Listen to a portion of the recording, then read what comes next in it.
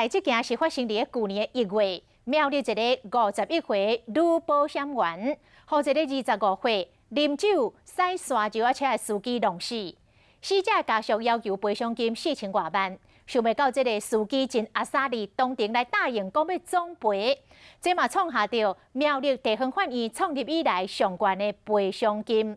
但是死者家属讲，这个被告根本都无钱，根本都无在调赔，讲这根本就是一件一生人拢摕袂到的赔偿案。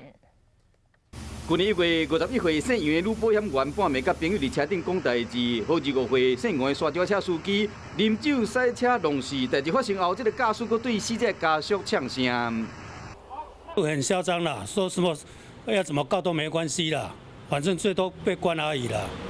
好，关几年他出来还是一样啊，车子照开啦，酒照喝啦。”死者的先生真生气，要求赔偿4100万。出庭时，这个驾驶当庭答应讲拢要赔，创下苗栗地方法院1994年创立以来上界悬的赔偿金额。不过死者家属并无欢喜。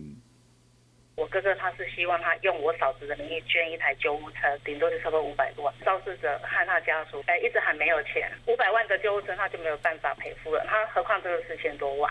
死者小哥认为讲，这个吊衰驾驶一直花无钱，连50万的保证金都倾不出来。这场判决对被害人来讲，虽然是正义重判，不过心内嘛知影讲赔偿金摕袂到。原告取得申诉确定判决以后，可以去申请强制执行。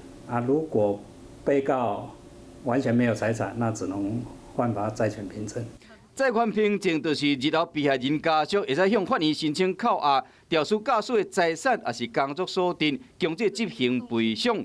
吊衰驾驶目前因为别个案件伫封关，这件酒驾案，二审被加重判刑4年10个月，佫会使上诉。